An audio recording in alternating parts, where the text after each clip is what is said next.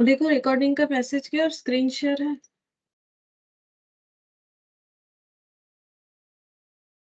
Yes ma'am, आ गया। अच्छा ठीक है, देखो हम लोग सेल ऑन अप्रूवल बेसिस पढ़ रहे थे, जिसमें हम लोगों ने देखा कि 3 तरीके से हम लोग अप्रूवल बेसिस पे जो है सेल कर सकते हैं। उसमें हम लोगों ने अकाउंटिंग ट्रीटमेंट पहला वाला कैजुअल सेल जो है वो वाला हम लोगों ने कंप्लीट कर लिया था। आज ये दो जो बाकी है वो हम लोग करेंगे। अगर हम लोग फ्रीक्वेंटली इस तरह का सेल करते हैं, मतलब अप्रूवल बेसिस पे कि कस्टमर को चॉइस देंगे कि उनको रखना है कि नहीं रखना है। फ्रीक्वेंटली का मतलब हो जाता है बेसिकली रेगुलरली। ठीक है, तो हमें क्या प्रिपेयर करना पड़ेगा, मतलब अकाउंटिंग ट्रीटमेंट हम लोग किस तरीके से करेंगे। तो इसमें हम लोग को प्रिपेयर करना पड़ता है सेल और रिटर्न जर्नल बुक या डे बुक। ठीक है, जर्नल और day book is prepared with 4 column. ठीक है, हम लोग यहाँ पर क्या करते हैं, यहाँ क्या कर रहे थे, क्योंकि कैजुअली सेल कर रहे थे इसीलिए हम लोग यहाँ पर क्या करते हैं, नॉर्मल क्रेडिट सेल की तरह ही एंट्री को रिकॉर्ड कर देते हैं। ठीक है, मतलब एंट्री पास करते हैं। ठीक है, लेकिन यहाँ पर क्योंकि ये फ्रीक्वेंटली होता है तो उसको नॉर्मल सेल की तरह ट्रीट करेंगे। तो प्रॉब्लम ये हो जाएगा, फिर आइडेंटिफाई नहीं कर पाएंगे कि एक्चुअली कौन सा सेल ऑन अप्रूवल बेसिस वाला क्रेडिट सेल है और कौन सा सचमुच का क्रेडिट सेल है। ठीक है, क्योंकि सेल ऑन अप्रूवल बेसिस पे तो एक स्पेसिफाइड टाइम के बाद ही पता चलता है कि एक्चुअली सेल हुआ कि नहीं हुआ। लेकिन अगर फ्रीक्वेंटली ऐसा होता है तो उसको एक्चुअल सेल ट्रीट करने से हम लोग आइडेंटिफाई नहीं कर पाएंगे कि कौन सा सेल ऑन अप्रूवल बेसिस वाला क्रेडिट सेल का एंट्री है और कौन सा नॉर्मल क्रेडिट सेल का एंट्री है। तब हमें क्या करना पड़ेगा, हम लोग एक डे बुक बनाएंगे। ठीक है, सेल्स और रिटर्न डे बुक, जैसे परचेज डे बुक होता है, सेल्स डे बुक होता है। ठीक है, इसी तरह से यहाँ पर हम लोग डे बुक बनाएंगे, इसका नाम है सेल और रिटर्न डे बुक। ये प्रिपेयर करेंगे और इसमें 4 कॉलम्स हम लोगों को रेडी करना पड़ेगा। ठीक है, ये जो बुक बनेगा ये 4 कॉलम्स के साथ बनेगा। 4 कॉलम्स का नाम देखो क्या क्या है। पहला है goods sent on approval, goods return,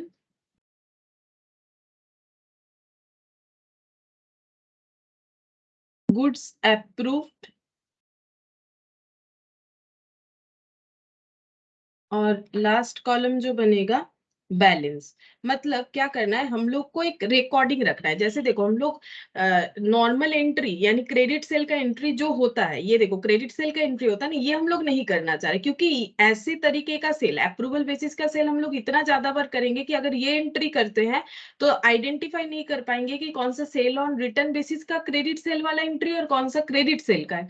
इसीलिए हम लोग यहाँ पर एक रिकॉर्डिंग तो करना पड़ेगा ना। अगर हम लोग अपना प्रोडक्ट, ठीक है, किसी और को भेज रहे हैं देखने के लिए कि उनको अगर सही लगे तो वो रख सकते हैं, नहीं लगे तो रिटर्न कर सकते हैं, एक स्पेसिफाइड टाइम बता देते हैं, तो कुछ ना कुछ तो हमें प्रूव रखना पड़ेगा कि हम लोगों ने किसको कितना जो है प्रोडक्ट सेंड किया है। ठीक है, तो यहाँ पर देखो 4 कॉलम हो रहा है, जिसमें से पहला कॉलम देखो क्या लिखा है, गुड्स सेंट ऑन अप्रूवल, मतलब कितना गुड्स हम लोगों ने भेजा, किनको भेजा, मतलब कस्टमर नेम, एड्रेस, डेट, कब भेजा, कितने क्वांटिटी का भेजा। गुड्स रिटर्न, उसमें से क्या क्या रिटर्न आ गया। ठीक है, रिटर्न कौन सा हो जाएगा, या तो कस्टमर खुद ही बता देगा मुझे नहीं लेना है, स्पेसिफाइड टाइम के पहले भी बता सकता है, स्पेसिफाइड टाइम आ जाने पे भी बता सकता है, तो ये दोनों केसेस में रिटर्न रिकॉर्ड हो जाएगा। अप्रूव्ड, अगर कस्टमर बता दिया कि हाँ मुझे पसंद है हम रख रहे हैं, या फिर स्पेसिफाइड टाइम के अंदर नहीं बता पाया तो भी अप्रूव्ड मान लेंगे, ये अप्रूव्ड कॉलम में चला जाएगा जितना अप्रूव्ड होगा। और जो बच जाएगा कौन सा, मतलब ऐसा गुड्स जो अप्रूवल बेसिस के लिए भेजा तो गया था लेकिन वो ना तो अभी तक रिटर्न हुआ है ना तो अप्रूव्ड हुआ है, इसका मतलब स्पेसिफाइड टाइम अभी तक आया नहीं है, तो इसको उसको हम लोग बैलेंस बोल के वहां पर शो करेंगे। ठीक है, ये कहां पर दिखेगा, ये 4 कॉलम, ये 4 कॉलम हम लोग को जर्नल बुक या डे बुक में दिखेगा। ठीक है, और ये जो डे बुक है इसका नाम क्या है, सेल और रिटर्न डे बुक। ठीक है, डे टू डे बेसिस का रिकॉर्डिंग हम लोग डे बुक में कर सकते हैं, तो ये डे बुक में हम लोग रिकॉर्ड करेंगे। और ये वाला पॉइंट जो है, अगर हम लोग काफी ज्यादा ऐसा ट्रांजैक्शन करते हैं न्यूमरसली, मतलब हो जाता है ऑलवेज, ठीक है, हम लोग का बिजनेस इसी तरह से ही चलता है, इसका मतलब ऑलवेज ठीक है। अगर ऑलवेज हम लोग इसी तरह का ट्रांजैक्शन करते हैं तो उसमें हम लोग क्या करेंगे, यहाँ पर एक्चुअल सेल की तरह एंट्री नहीं करेंगे, यहाँ पर हम लोग दो बुक बनाएंगे, एक है सेल और रिटर्न डे बुक और दूसरा हो जाएगा सेल्स और रिटर्न लेजर। यहाँ पर दो चीज प्रिपेयर होगा, एक होगा सेल और रिटर्न डे बुक, तो ये वाला तो यही है, हाँ ये और ये एक ही जैसा है। मतलब अगर फ्रीक्वेंटली हो रहा है तो सिर्फ ये बनाने से काम हो जाएगा, 4 कॉलम वाला जो मैंने अभी दिखा है। लेकिन अगर न्यूमेरसली हो रहा है तो इसके साथ साथ हम लोग एक सेल और रिटर्न लेजर भी बना लेंगे, ठीक है। तो ये और ये दोनों जो है एक ही तरह का ट्रीटमेंट होता है, लेकिन न्यूमेरसली में एक और भी ज्यादा जो है लेजर बनता है, ठीक है। एक और अलग तरीके से रिकॉर्डिंग करना पड़ेगा। ये जो 4 कॉलम वाला रिटर्न डे बुक है ये तो बनेगा ही बनेगा, इसके साथ साथ एक लेजर भी बनाना पड़ेगा, जिस लेजर का नाम होता है सेल और रिटर्न लेजर, ठीक है। अच्छा, अब यहाँ पर ये दोनों को कंबाइनली बोला जाता है मेमोरेंडम बुक, ठीक है। ये दोनों चीज को कंबाइनली बोला जाता है मेमोरेंडम बुक, मेमोरेंडम बुक, ठीक है। ये दोनों चीजों को कंबाइनली मेमोरेंडम बुक बोला जाता है। अच्छा, अब यहाँ पर लिखते हैं ये कोई रेगुलर बुक नहीं है, ठीक है। जैसे कि मैंने पहले ही बोला, देखो पढ़ के समझ में आ रहा होगा, मतलब जब हम लोग कंसेप्ट पढ़ रहे हैं, देखो ये क्या, ये रेगुलर बुक है जहां पर हम लोग सेल ऑन अप्रूवल बेसिस को भी क्रेडिट सेल की तरह ट्रीट कर रहे हैं। और अगर बिक गया तो ठीक है, नहीं बिका तो कैसे होगा, रिटर्न हुआ, वो हम लोगों ने लास्ट दिन सीखा था, ये रेगुलर बुक पे ही होता है। लेकिन ये रेगुलर बुक पे नहीं होता है। मेमोरेंडम जो लैंग्वेज, इसका मतलब ही होता है रफ बुक, ठीक है। रफली हम लोग एक रिकॉर्ड रख रहे हैं, क्योंकि किसी को अगर कुछ भी बेचते हैं, मतलब भेज रहे हैं, यहाँ पर बेच तो नहीं रहे, लेकिन बिकेगा कि नहीं बिकेगा वो तो ऑपोजिट पार्टी के रेस्पॉन्स से पता चलेगा। तो ये मेमोरेंडम बुक जो है ये कभी भी हम लोग एक्चुअल बुक की तरह इसे ट्रीट नहीं करते, ठीक है। तो इसके लिख देते हैं मेमोरेंडम बुक जो है, मतलब ये और ये मिला के मेमोरेंडम बुक, तो यहाँ पर भी आ रहा है। तो these are not a part of regular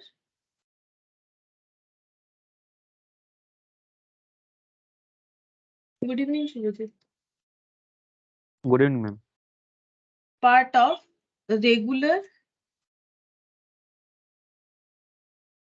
book, regular books of accounts, ठीक है।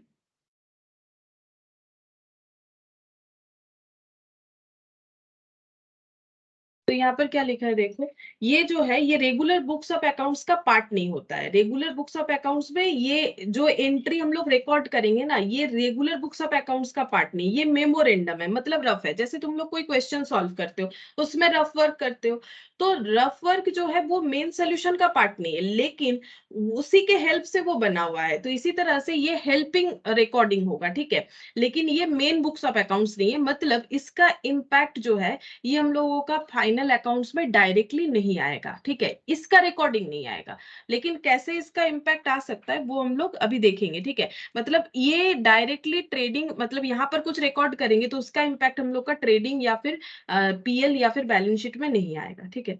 अच्छा, अब देखो यहाँ पर देखते हैं कैसे होगा। पहले पॉइंट ये सेकंड वाला देखते हैं, मतलब फ्रीक्वेंटली अगर होगा तो क्या होगा।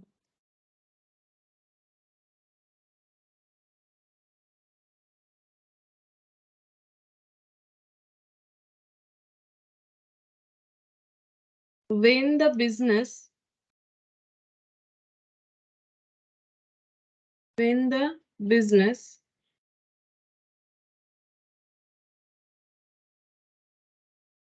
sent goods frequently on sale or return basis। पहले क्या होगा देखो, under this method at the time of sending at the time of sending goods on approval और return basis seller does not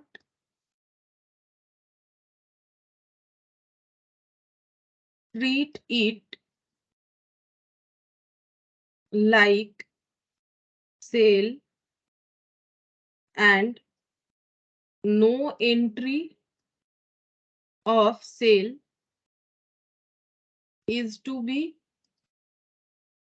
passed। जो अभी तक मैंने बोला कि कोई एंट्री पास नहीं करते, ठीक है, सिर्फ रफली रिकॉर्ड करते हैं, ठीक है। Under this method at the time of sending, क्योंकि पहले तो गुड्स सेंड होता है, फिर पता चलता है अप्रूवल मिल रहा है कि नहीं मिल रहा है।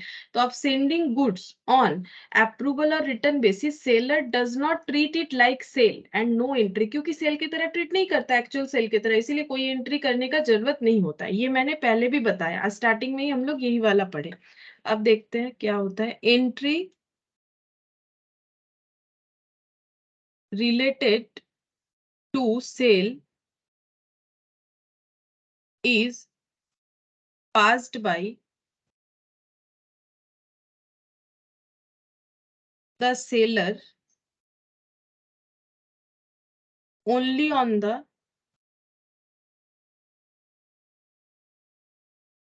approval of buyer, ठीक है। सेल एंट्री तब कब पास होगा, क्योंकि हम लोग सिर्फ यही रिकॉर्ड कर रहे हैं थोड़े देर के लिए। Good evening. चुप चुप। Good evening. Good evening ma'am. अच्छा देखो, entry related to sale is passed by the seller only on the approval of the buyer, ठीक है। तो बायर जब अप्रूव कर देगा कि हाँ मुझे प्रोडक्ट लेना है, तभी जाके हम लोग सेल वाला एंट्री पास करेंगे, अदरवाइज नहीं करेंगे, ठीक है। फिर यहाँ पर लिखते हैं under this method records of goods sent on approval is maintained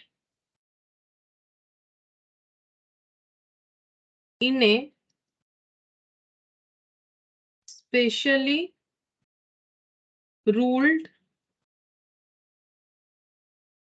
sales or return journal और डे बुक, ठीक है। तो इसको हम लोगों को कहाँ रिकॉर्ड करना है, इस मेथड में हम लोग जो गुड सेंड करेंगे अप्रूवल बेसिस में, उसके लिए हम लोग एक सेल और रिटर्न डे बुक जो है प्रिपेयर करेंगे। तो देखो ये जो मैंने अभी लिखा ना, इसी चीज को हम स्टार्टिंग में अभी समझाया मैंने कि हम लोगों को इस तरह के, जब हम लोग फ्रीक्वेंटली ऐसा ट्रांजेक्शन करते हैं तो हम लोगों को एक्चुअल सेल की तरह ट्रीट नहीं करना है। अगर सेल हो जाएगा कन्फर्म है तभी एक्चुअल सेल की तरह ट्रीट करेंगे। और हम लोग यहाँ पर फिर कुछ ना कुछ प्रूफ तो रखना चाहिए कि किसको कितना स्टॉक भेजा है, क्या किया नहीं किया, उसके लिए हम लोग मेंटेन करेंगे सेल और रिटर्न जर्नल बुक या फिर डे बुक, ठीक है। जो भी बोलो, जर्नल बुक भी बोला जाता है, डे बुक भी बोला जाता है। अच्छा, अब ये कैसे देखने में होता है, जो हम लोग यहाँ पर स्ट्रक्चर फॉलो होगा वो 4 कॉलम वाला होगा, वहां पर मैंने दिखाया भी तुम लोग को, अब ये बना के दिखा देते हैं। सेल और रिटर्न जर्नल और डे बुक, 4 कॉलम होगा। और कॉलम में क्या क्या रहेगा वो भी मैंने बता दिया। देखो कॉलम में क्या रहना चाहिए, किसको कितना स्टॉक भेजा है, कौन से डेट में भेजा है, और उसके बाद कितना अप्रूव्ड हुआ, कितना अप्रूव्ड नहीं हुआ, और बैलेंस क्या बचा। तो यहाँ पर लिखते हैं, देखो 4 कॉलम इस तरह से होगा। पहले होगा goods sent on approval, goods sent on approval.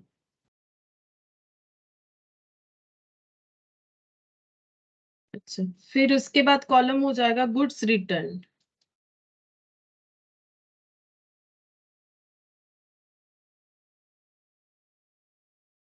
फिर गुड्स अप्रूव्ड,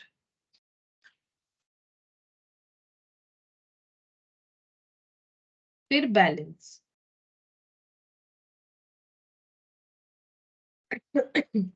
अच्छा, यहाँ पर कॉलम में रहेगा date,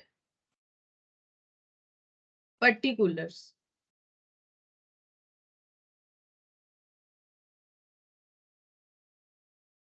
date, particulars, folio number जो होता है वो, फोलियो नंबर, अमाउंट मतलब रुपीस का कॉलम,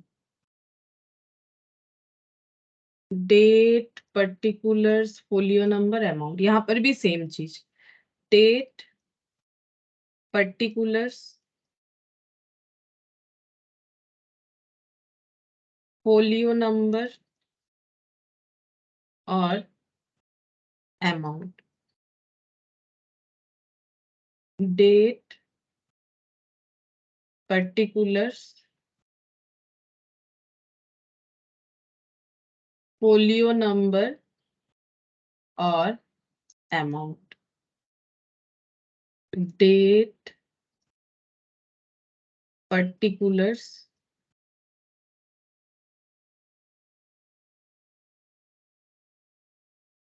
फोलियो नंबर और amount.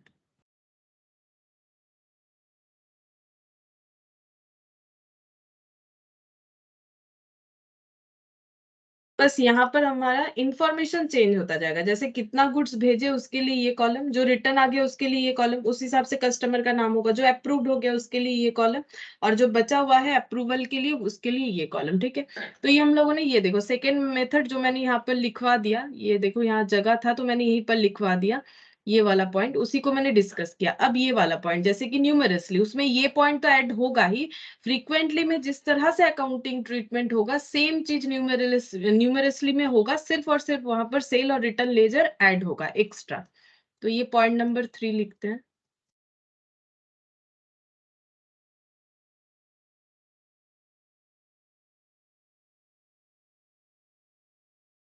when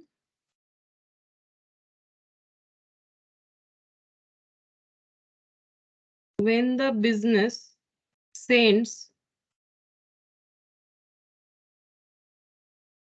goods on sale or return basis numerously,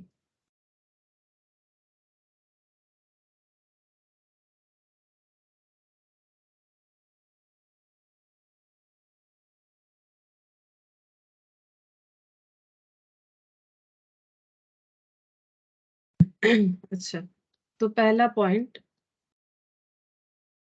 under this method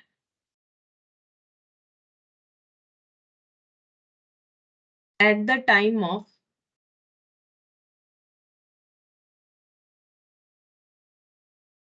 sending goods on approval or return basis,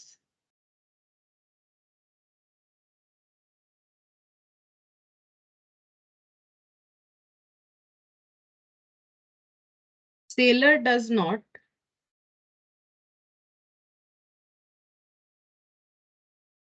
record it as ordinary sale। तो यहाँ भी वही point, normal cell के तरह यहाँ पर रिकॉर्ड नहीं होगा, and no entry for sale is passed. तो एंट्री भी कुछ पास नहीं करना पड़ेगा sale related. Second point, in this method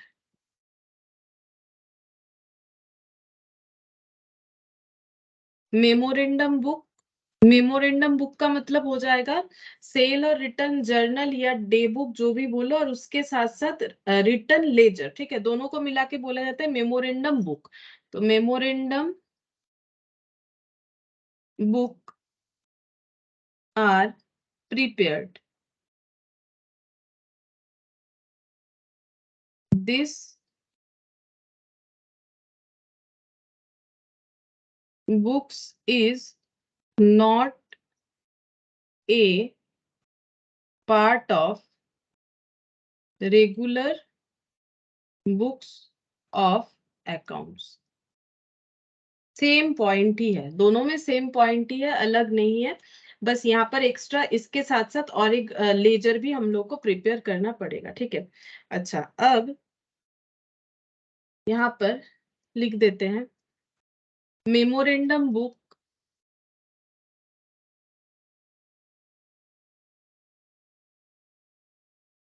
consist of, memorandum book किन दो चीजों से बना हुआ है, एक है सेल और रिटर्न डे बुक, सेल और रिटर्न जर्नल और डे बुक, जर्नल बुक या डे बुक जो भी बोलो, और दूसरा हो जाएगा सेल और रिटर्न लेजर, ठीक है। ये मैंने यहाँ पर चार्ट में भी दिखा है यही वाला चीज।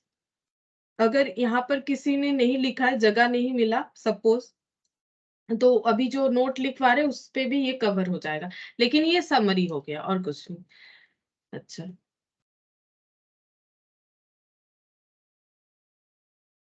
अब यहाँ पर देखो कैसे अकाउंट बनेगा, ठीक है। तो अभी हम लोग अकाउंट बनाना सीखेंगे कि ये जो लेजर बन रहा है ना, लेजर का मतलब क्या हो गया, अकाउंट हो गया। तो हम लोग यहाँ पर जो सेल और रिटर्न लेजर होता है, ये लेजर दो होता है, ठीक है। इसमें दो लेजर बनेगा, ये देखो सेल और रिटर्न लेजर, तो इसमें दो लेजर बनेगा।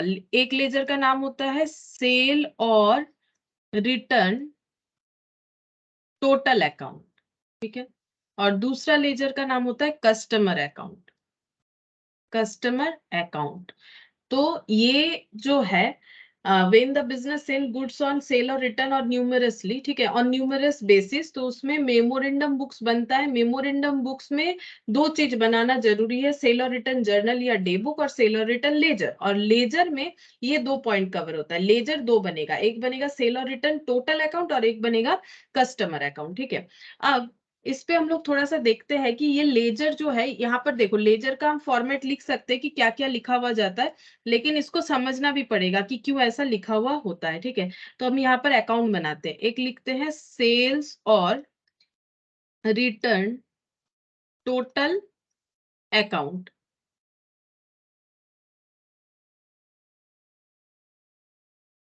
और दूसरा हो जाएगा कस्टमर अकाउंट, कस्टमर अकाउंट। अच्छा, इसमें एंट्री कैसे होगा, उसके लिए हम कुछ लेजर जो है, सॉरी जर्नल जो है, जर्नल के साथ समझा देते हैं, ठीक है। तो ये एंट्री कहाँ हो रहा है, मेमोरेंडम बुक में हो रहा है। मेमोरेंडम बुक में जो हम लोग रिकॉर्ड कर रहे हैं उसी से ये लेजर बनेगा, ठीक है। तो मेमोरेंडम बुक में एंट्री किस तरह से होगा, देखो, इन द मेमोरेंडम बुक, मतलब रफ बुक में एंट्री के तरह ही होगा, लेकिन ये मेन बुक से रिलेटेड नहीं होता है।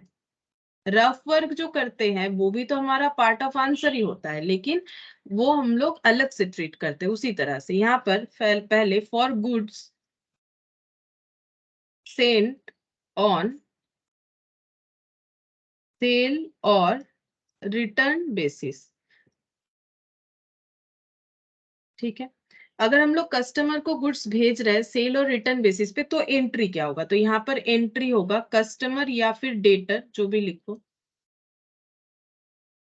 अकाउंट डेबिट टू सेल्स और रिटर्न बेसिस। और ये कैसे रिकॉर्ड होगा, सेल वैल्यू पे, ठीक है, सेल वैल्यू पे रिकॉर्ड होगा। तो तुम लोग को लग रहा होगा ये वाला तो वही क्रेडिट सेल वाला ही एंट्री हो गया, डेटर टू सेल, मतलब यहाँ पर टू सेल्स और रिटर्न बेसिस से पता चलेगा कि ये रिटर्न बेसिस वाला सेल है, ठीक है। लेकिन ये हम लोग रफली कर रहे हैं, इसको हम लोग मेन बुक्स में इसका कोई इंपैक्ट नहीं डाल रहे, ये हम लोग रफली कर रहे हैं, ठीक है। तो यहाँ पर एंट्री क्या कर दिया हम लोगों ने, देखो, customer account debit to sales और रिटर्न बेसिस, ठीक है। अब इसका हम लोग पोस्टिंग करेंगे, तो ये देखो सेल और रिटर्न बेसिस हम लोग के पास एक अकाउंट है, एक कस्टमर है, तो इसको जब हम लोग पोस्ट करेंगे तो एंट्री क्या हुआ, एंट्री हुआ हम लोगों ने लिखा कस्टमर, ये कस्टमर लेजर मैंने लिखा ना, इसलिए कस्टमर से मैंने डिनोट किया। तो इसका मतलब हो जाएगा कस्टमर अकाउंट डेबिट, यहाँ पर हो जाएगा टू सेल्स और रिटर्न अकाउंट, ठीक है। ये हम लोग का पोस्ट हो गया। अब क्रॉस पोस्टिंग यहाँ पर हो जाएगा बाई कस्टमर, तो अब कस्टमर तो एक या एक से ज्यादा हो सकता है, तो इसके लिए लैंग्वेज यूज करते हैं सन्ड्रीज। ठीक है, सन्ड्रीज कस्टमर ऐसे बोला जाता है। ठीक है, सन्ड्रीज कस्टमर का मतलब कुछ नहीं, नाम अलग अलग नहीं लिख के हम लोग इस तरह से, मतलब बहुत सारे कस्टमर है इसलिए सन्ड्रीज कस्टमर लिख सकते हैं। ठीक है, अच्छा ये हो गया जब हम लोगों ने गुड्स अप्रूवल बेसिस पे भेजा है और इसका हम लोगों ने रफली एक रिकॉर्ड कर लिया। फिर गुड्स रिटर्न बाय कस्टमर, अगर रिटर्न होता है, for goods return by customer, अगर गुड्स रिटर्न कर रहा है कस्टमर तो क्या एंट्री होगा? तो नॉर्मली जैसे एंट्री होता है सेल और return debit to customer, sale value पे ही होगा, तो रिटर्न तो सेल वैल्यू पे होगा। फिर से ये एंट्री हम लोग रिकॉर्ड करेंगे, तो यहाँ पर कैसे एंट्री हो जाएगा? Just opposite. तो यहाँ पर लिख देंगे, यहाँ पर लिख देते हैं बाई सेल और रिटर्न, बाई सेल्स और रिटर्न। ठीक है, ये किस लिए कर रहे हैं हम लोग एंट्री? ये रिटर्न का एंट्री है। ठीक है, यहाँ पर लिख देते हैं, देखो हाइफन देके ये लिख देते हैं, ये किस चीज का एंट्री है? ये रिटर्न का एंट्री है। अगर कस्टमर प्रोडक्ट रिटर्न कर रहा है तो ऐसे दिखेगा, बाय सेल और रिटर्न। अब इसका हम लोग क्रॉस पोस्टिंग भी करेंगे, तो यहाँ पर हो जाएगा टू सन्ड्रीज कस्टमर,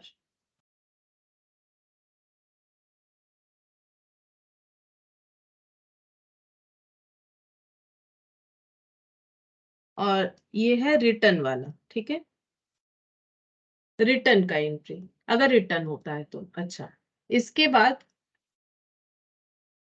.3 यहाँ पर हम लोग लिखेंगे for goods approved by customer, for goods approved by customer.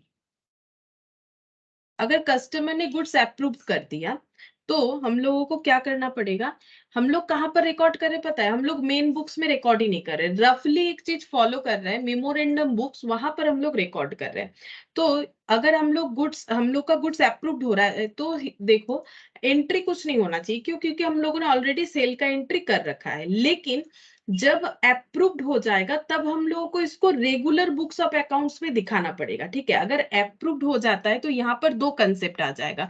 Approved होने पे हमें क्या करना पड़ेगा? इसको रेगुलर बुक्स ऑफ, क्योंकि अब तो इम्पैक्ट दिखाना पड़ेगा, तभी तो ट्रेडिंग मतलब फाइनल अकाउंट्स में इसका इम्पैक्ट हम लोग दिखा पाएंगे। अभी हम लोग रफली कर रहे हैं। ठीक है, जैसे रफली आंसर हो जाता है तो वही थोड़ी ना रख देते हैं, हम लोग को क्या करना पड़ता है? वो मेन सोल्यूशन में उसको दिखाना पड़ता है। उसी तरह से अगर हम लोग का यहाँ पर कस्टमर ने अप्रूव कर दिया तो अब जो रफ वर्क कर रहे हैं उसके जगह अभी हमें मेन अकाउंट्स में भी उसे एंट्री करना पड़ेगा। ठीक है, तो जो रेगुलर बुक्स है उसमें क्या इंपैक्ट आएगा? रेगुलर बुक्स में हम लोग एक सेल का रिकॉर्ड कर लेंगे क्योंकि कस्टमर ने गुड्स अप्रूव कर दिया। और उसका एंट्री कैसे होगा? उसका एंट्री इस तरह से हो जाएगा, कस्टमर टू सेल्स बोल के। ठीक है, जैसे डेटा टू सेल्स या customers to sale, sales value में रिकॉर्ड कर लेंगे। लेकिन उसके पहले हमें यहां से इसको क्या करना पड़ेगा? एलिमिनेट करना पड़ेगा, रफ बुक से इसे एलिमिनेट करना पड़ेगा। तो हम लोग तो मेमोरेंडम बुक्स ही बना रहे हैं। देखो हम लोगों ने यहाँ जो एंट्री लिखा है ऊपर मैंने हेड कर दिया मेमोरेंडम बुक्स, तो ये जितने भी सेम कलर से क्या है ना, ये सब मेमोरेंडम बुक्स के लिए ही है। तो अगर एंट्री जो है ऐसा सॉरी, अगर ऐसा ट्रांजैक्शन हुआ कि कस्टमर अप्रूव कर दिया तो रेगुलर बुक्स में इसका एंट्री करना जरूरी है। तो रेगुलर बुक्स में अगर एंट्री करेंगे तो यहां से इसको एलिमिनेट करना भी जरूरी है। तो एलिमिनेट कैसे करेंगे? ऑपोजिट एंट्री पास करके। तो यहाँ पर हो जाएगा सेल्स और रिटर्न अकाउंट डेबिट, सेल्स और return account debit to customer. ठीक है, तो ये एंट्री पास करना यहाँ पर जरूरी होता है कि अगर हम लोगों का सेल कंफर्म हो रहा है तो हम लोग मेमोरेंडम बुक से उसे एलिमिनेट करके रेगुलर बुक्स में उसे एंट्री कर देंगे। अब हम लोग को क्या करना है? ये एंट्री का पोस्टिंग करना है। क्यों? क्योंकि हम लोग तो मेमोरेंडम बुक्स जो बना रहे हैं उसी से लेजर बना रहे हैं, तो फिर हम लोगों को पोस्ट ये करना है, ये नहीं करना है। ये समझाने के लिए बोला, सेल्स और रिटर्न टू कस्टमर। अब हम लोग यहाँ पर लिखेंगे सेल्स और रिटर्न टू कस्टमर, तो यहाँ पर हो जाएगा टू सन्ड्रीज कस्टमर। फिर से लिखेंगे यहाँ पर, देखो to sundries customer, to sundries customer. अब देखो इसको समझाने का क्या जरूरत है? हम अगर चाहे तो सिर्फ लेजर भी लिखवा देते, तो भी काम हो जाता।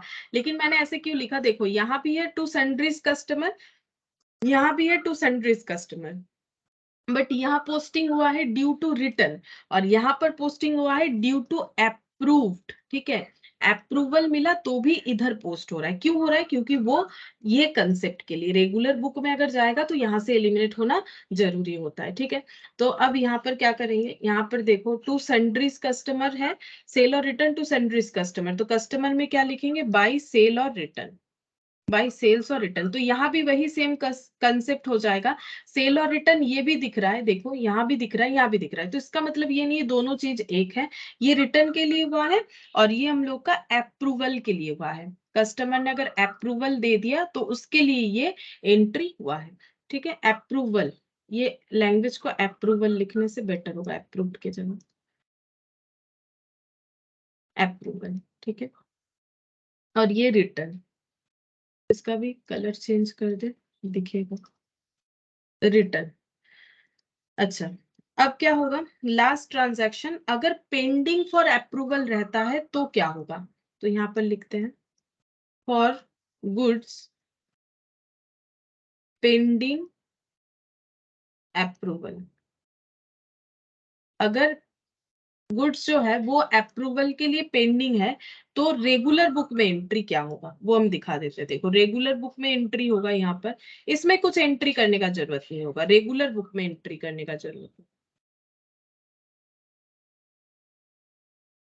रेगुलर बुक में वही जो अभी तक हम लोग कर रहे थे। ठीक है, inventories with customer account debit, inventories with customer, inventories lying with customer भी लिख सकते हो जैसे लिखवाया था लास्ट दिन, customer account debit to trading, ये पता था। ठीक है, ये पता था, बट ये मैंने इसीलिए करवाया क्योंकि अगर पेंडिंग फॉर अप्रूवल है तो हम लोगों को यहाँ पर एंट्री करना पड़ेगा। ठीक है, यहाँ कुछ नहीं करना पड़ेगा। अच्छा, अब इसको हम लोग क्लोज करेंगे, ये जो हम लोगों ने अकाउंट बनाया इसको हम लोग क्लोज कर देंगे। तो यहाँ पर, अच्छा ये किस लिए हुआ था, ये पहला एंट्री हुआ था गुड सेंट का। ठीक है, यहाँ पर लिख देते हैं गुड सेंट, इसका एंट्री हुआ था। अब ये क्लोज हो जाएगा।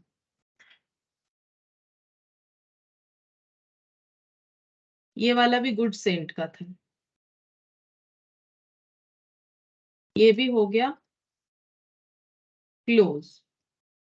बस इसी चीज का हम लोग को क्वेश्चन सॉल्व करना पड़ेगा। अभी जो मैंने ये कंसेप्ट सिखाया, हम लोग का क्वेश्चन देखने से समझ में आएगा कि ये सारा चीज हम लोग कैसे एप्लीकेबल कर सकते हैं। ये हमें नहीं करना पड़ेगा, लेकिन अगर हम सिर्फ लेजर में ऐसे लिख देते तो एक कंफ्यूजन रहता कि टू सन्ड्रीज कस्टमर भी to sundries customer return, to sundries customer approval, ये कैसे पॉसिबल है। तो ये इस कंसेप्ट के लिए पॉसिबल है। ठीक है, हम लोग को जर्नल नहीं बोलेगा, लेजर ही करने के लिए बोलेगा। अब क्वेश्चन पढ़ के हम लोग को समझना पड़ेगा कि एक्चुअली हम लोग को करने क्या बोला है। तो इससे रिलेटेड हम लोग के पास दो क्वेश्चन है, देखो यहाँ पर दो ही क्वेश्चन है, वो करते हैं। जैसे पहला ये क्वेश्चन नंबर 1, ये वाला देखो क्या बोल रहा है, a firm send goods on sale और रिटर्न बेसिस। अब किस तरह से करता है वो नहीं बोला है, क्या कैजुअली करता है, न्यूमरसली करता है, फ्रीक्वेंटली करता है।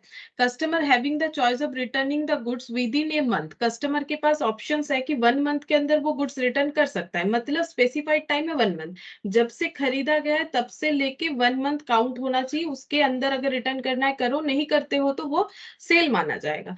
During May 2020 the following are the details of the good sent, तो गुड सेंट का ये डिटेल्स दिया गया है। कस्टमर कौन कौन है, P B Q D E R. ठीक है, और ये डेट है कब कब सेंट हुआ है, वैल्यू दे रखा है कितने कितने का गुड सेंट हुआ है। ठीक है, अच्छा अब नीचे क्या बोल रहा है, देखो यहाँ पर within the stipulated time, जो टाइम मतलब 1 मंथ, स्टिपुलेटेड टाइम मतलब यहाँ पर 1 month, P and Q return the goods. ठीक है, पी क्यू रिटर्न कर दिया, B D E signified that they have accepted the goods, और उन्होंने BDE ने बता दिया कि हम लोग को गुड्स लेना है।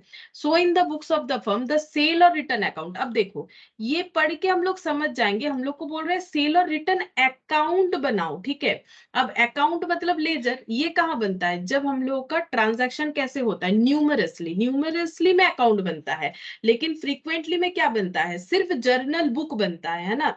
तो हम लोग को यहाँ पर जब ये पॉइंट दे दिया, इससे हमें आइडेंटिफाई करना पड़ेगा कि हम लोग इसे कैसे ट्रीट करें। एंड कस्टमर पी अकाउंट, ये देखो यहाँ बोला था ना, कस्टमर का अकाउंट भी बनाने के लिए बोला जाता है, customer P account for sale और रिटर्न ऑन 15 जून 2020, ये हमें प्रिपेयर करने के लिए बोला है। तो हम लोग को सिर्फ क्या प्रिपेयर करने के लिए बोला है, देखो हम लोग को प्रिपेयर करने के लिए बोला ये वाला अकाउंट, और यहाँ पर कस्टमर में सिर्फ पी का, वैसे कस्टमर बहुत सारे हैं लेकिन हम लोग को सिर्फ पी का बनाने के लिए बोला है।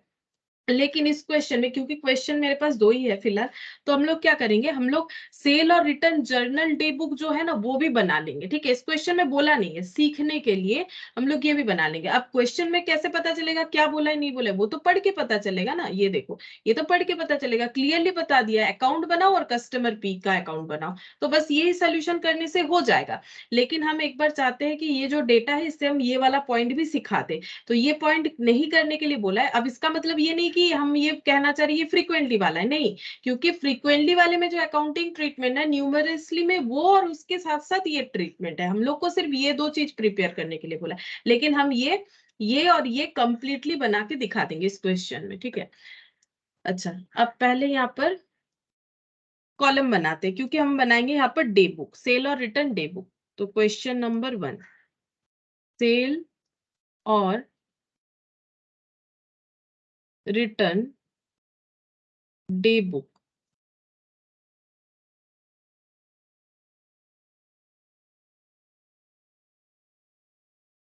जैसे मैंने 4 कॉलम का फॉर्मेट दिखाया है वैसे ही प्रिपेयर करना है।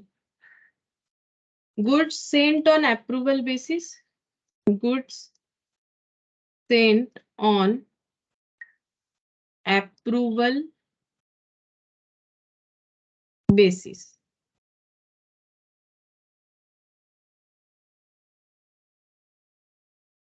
गुड्स रिटर्न्ड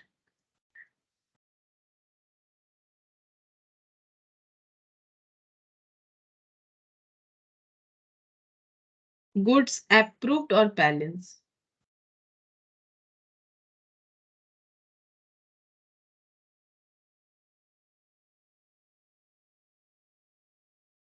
यहाँ पर लिख देते हैं बैलेंस।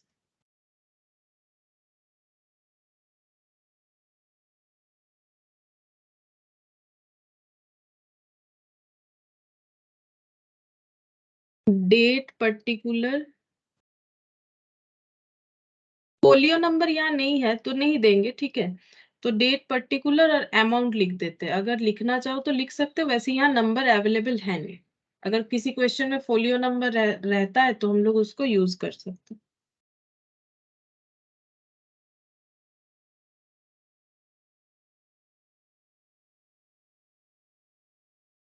डेट पर्टिकुलर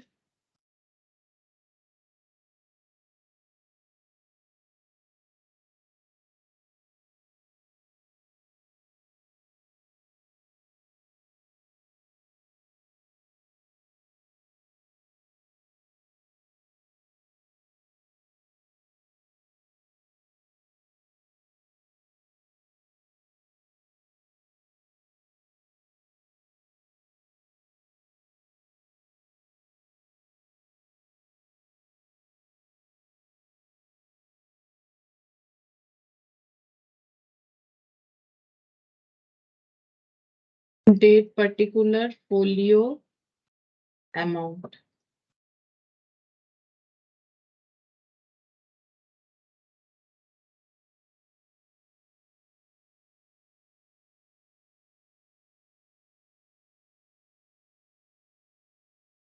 अच्छा, सबसे पहले गुड्स जो भेजा गया है वो चेक करते हैं। तो गुड्स जो भेजा गया है, पहला 2 मई को कस्टमर है PBQDER, ठीक है, तो कस्टमर है, यहाँ पर लिख देते हैं, देखो ऐसे PBQDER,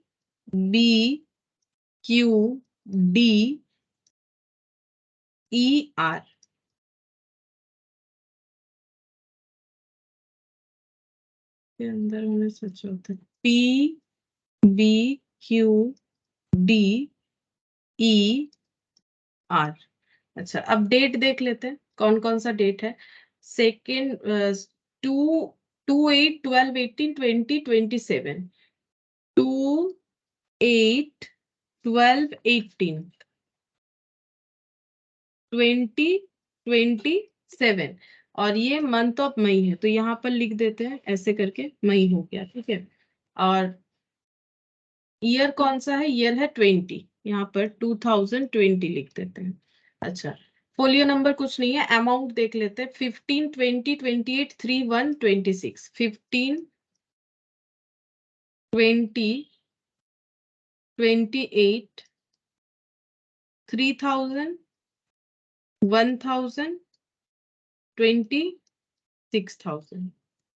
अच्छा, अब रिटर्न किसने किसने किया है वो चेक करते हैं। यहाँ पर बोल रहा है stipulated time P and Q return the goods. BDE signifies that they have accepted the goods. तो P और Q रिटर्न कर रहा है, तो रिटर्न में आ जाएगा P, नाम आ जाएगा यहाँ पर P का, और Q का भी, P और Q ये दोनों रिटर्न कर रहे हैं, बाकी और कोई रिटर्न नहीं कर रहा है। तो यहाँ B में कुछ नहीं आएगा, D में नहीं आएगा, E में नहीं आएगा, R में भी नहीं आएगा। अच्छा, डेट रिटर्न का हम लोग को कुछ दिया नहीं है, अगर दिया हुआ होता तो हम लोग डेट कॉलम में लिख देते। अब कितना रिटर्न करेगा, जितना स्टॉक लिया था, तो 15,000, और यहाँ पर 28,000। अच्छा, इसके बाद यहाँ पर गुड्स अप्रूव्ड हुआ है, BDE इन्होंने अप्रूव्ड किया है, तो अप्रूव्ड में आ जाएगा B, D और E। डी मतलब यहाँ पर लिखेंगे, और ई मतलब यहाँ पर लिखेंगे। इन्होंने अप्रूव्ड किया है, और अप्रूव्ड कितना हुआ है, 23 और 1, तो 20,000,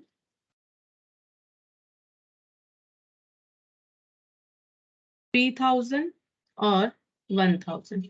इतने रुपए का जो है स्टॉक कंफर्म हो गया है कि खरीदना है, मतलब कस्टमर ने बता दिया है। अच्छा, बाकी ऐसे दिखा सकते हैं ऐसे करके कि ये सब में कुछ नहीं होगा ट्रांजैक्शन, ये हो गया।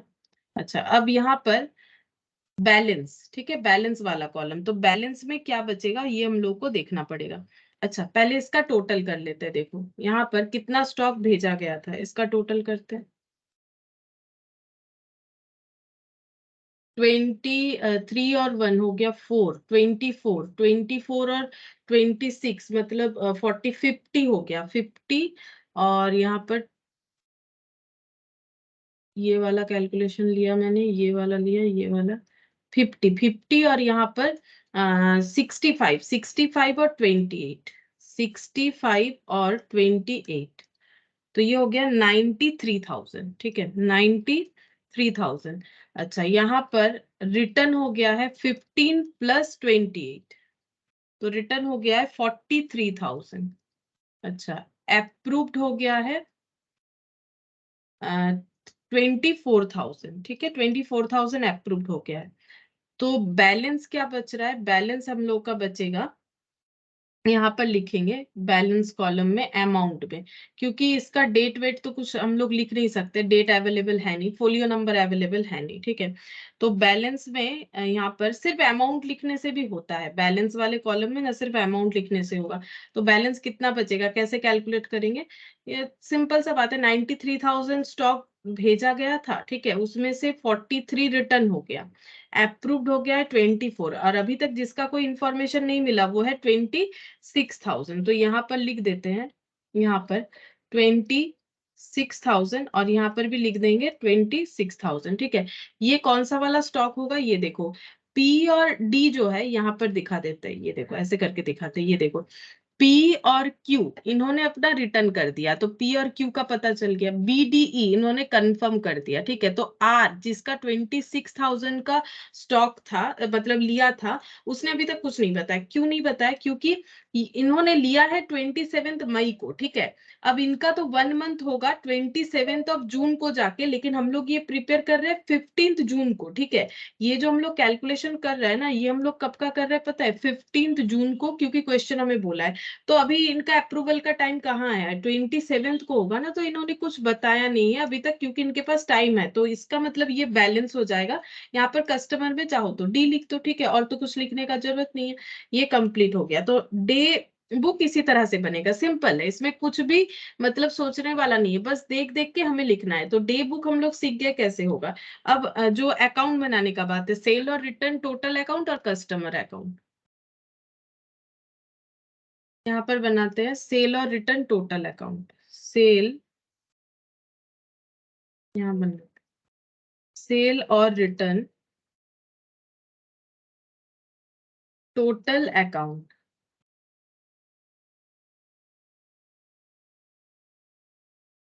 अच्छा, और हम लोग बनाएंगे कस्टमर अकाउंट, लेकिन कस्टमर में हम लोग को सिर्फ पी बनाने के लिए बोला है। ये देखो क्वेश्चन में पी बनाने के लिए बोला है और कुछ नहीं बोला है। तो हम लोग पी अकाउंट सारा ही बना लेते, ठीक है।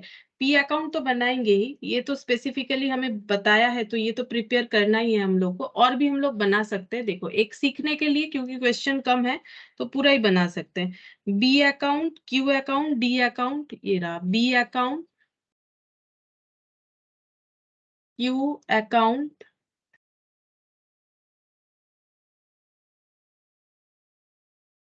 क्यू अकाउंट, डी और E R, D account, E account और आर अकाउंट।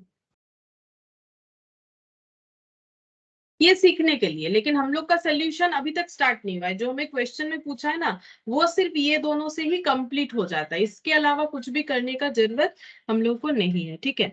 अच्छा, अब हम लोग इसमें कैसे एंट्री करेंगे, देखो टोटल गुड्स जो सेंट है वो 93,000 है, तो इसका एंट्री कैसे हम लोग करते हैं। गुड्स जो सेंट होता है उसका मेमोरेंडम बुक्स में एंट्री क्या होता है, डेटर डेबिट टू सेल्स और रिटर्न बेसिस। तो इतना गुड्स भेजा गया है, तो यहाँ पर क्या हो जाएगा, बाई डेट दे देते हैं, ठीक है। डेट दे देते हैं कब जो है इसका एंट्री हम लोग करेंगे। देखो गुड्स कब भेजा गया है, यहाँ पर लास्ट जो है 27th का हुआ है, लेकिन हम लोग को ये प्रिपेयर करने कब बोल रहा है, ये हम लोग को ये प्रिपेयर करने बोला है 15 जून को, ठीक है। 15 जून को बोल रहा है अकाउंट प्रिपेयर करने, तो 15 जून का एंट्री करेंगे।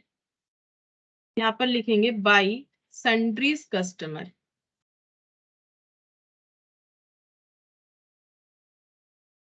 गुड सेंट,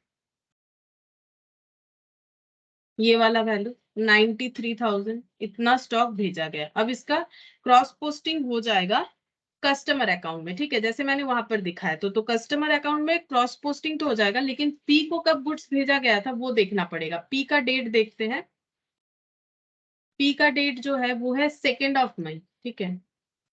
तो यहाँ पर लिख देते हैं 2 मई, और यहाँ पर हो जाएगा टू सेल और रिटर्न, टू सेल और रिटर्न अकाउंट, ठीक है, गुड सेंट। और पी को कितने का भेजा गया था, 15,000। एक बार चेक कर लेते हैं 15,000 का, हाँ।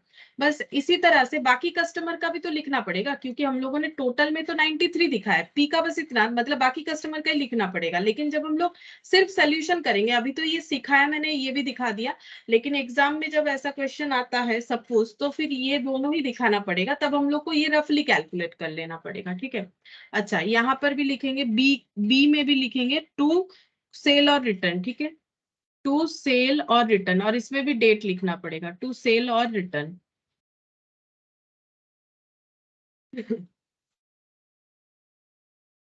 8 तारीख 20,000,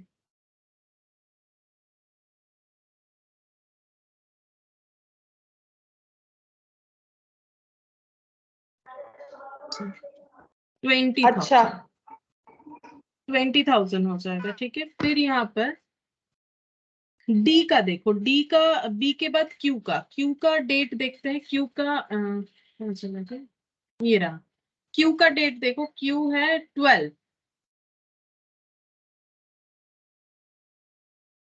टू सेल और रिटर्न।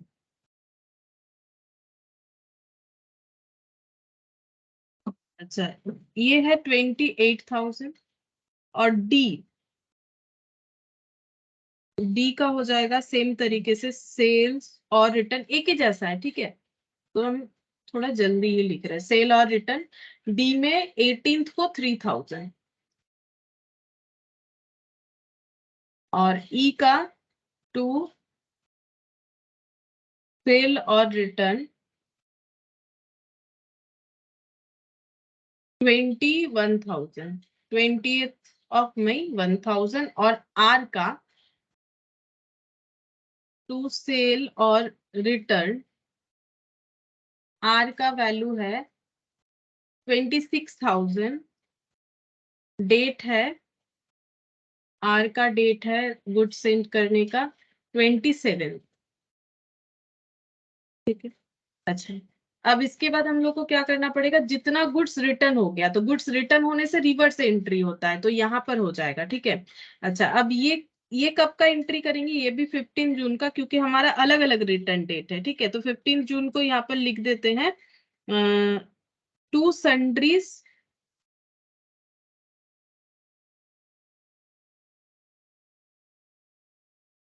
कस्टमर रिटर्न, और रिटर्न का वैल्यू 43,000, ठीक है। ये वाला कॉलम 43,000। अब जिन्होंने भी रिटर्न किया है उनका भी एंट्री करना पड़ेगा, तो रिटर्न 2 जन किया था, पी और क्यू, तो पी के यहाँ पर एंट्री हो जाएगा, पी के यहाँ पर एंट्री होगा। पी ने रिटर्न कब किया है उसका हमें डिटेल्स डेट कुछ नहीं दिया है, तो हम लोग 15 जून को ही दिखा देते हैं। बाई सेल, और नहीं, उसके पहले ही बोला होगा, क्योंकि 2 मई से लेके हम लोग को दिखाना पड़ेगा ना, 2 मई से लेके 2 जून तक इनका 1 मंथ हो जाएगा, उसके बीच में इन्होंने रिटर्न किया होगा, ठीक है। लेकिन हम लोग को प्रॉब्लम ये है कि डेट नहीं बताया, तो हम लोग जिस दिन का अकाउंट्स बनाने के लिए बोल रहे हैं उसी दिन का डेट दे रहे हैं, तो यहाँ पर हो जाएगा बाई सेल और रिटर्न, यहाँ पर हो जाएगा रिटर्न, तो रिटर्न कितना हो जाएगा 15,000, तो इनका क्लोज हो जाएगा। देखो, इन्होंने गुड्स लिया और गुड्स को रिटर्न भी कर दिया, तो ये हम लोग का मेन सोल्यूशन है। एक हमें ये प्रिपेयर करने के लिए बोला था, बाकी नहीं बोला था, ठीक है, बाकी हम सिखाने के लिए कर रहे हैं। क्यू का 28,000, तो क्यू में यहाँ पर दिखाएंगे 28,000,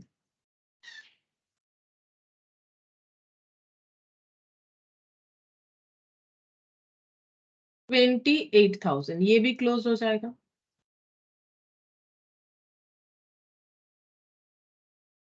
पी और क्यू क्लोज हो गया। अच्छा, इसके बाद अप्रूव्ड, ठीक है, अप्रूव्ड होने से भी एंट्री होता है, यहाँ पर कैंसिलेशन होता है मेमोरेंडम में, तो रिवर्स एंट्री होगा, तो अप्रूव्ड के लिए भी यहाँ पर हम लोगों का टू सन्ड्रीज कस्टमर बोल के एंट्री होता है, टू सन्ड्रीज कस्टमर अप्रूव्ड, तो अप्रूव्ड का टोटल है देखो 24,000, ठीक है। अब किन्होंने अप्रूव्ड किया है, अप्रूव्ड में 3 जन था, बीडीई, तो बीडीई में दिखाना पड़ेगा, तो बीडीई सब में हम लोग क्या लिखेंगे, क्रॉस पोस्टिंग करेंगे, तो यहाँ पर हो जाएगा बाई सेल और रिटर्न अप्रूव्ड, कितना 20,000 लिया है, 20,000 ही अप्रूव्ड किया, ऐसा तो नहीं बोला है कम ज्यादा, ठीक है। तो यहाँ पर हो गया 20,000। बी, डी और ई, ठीक है, ये बी वाला हो गया। डी में भी सेम तरीके से लिखेंगे 15 जून को बाई सेल और रिटर्न, बाई सेल और रिटर्न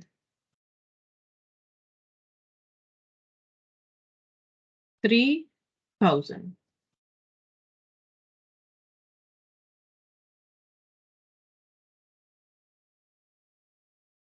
ये भी हो गया। अच्छा, बी, डी और ई यहाँ पर है बाई सेल और रिटर्न अप्रूव्ड 1,000,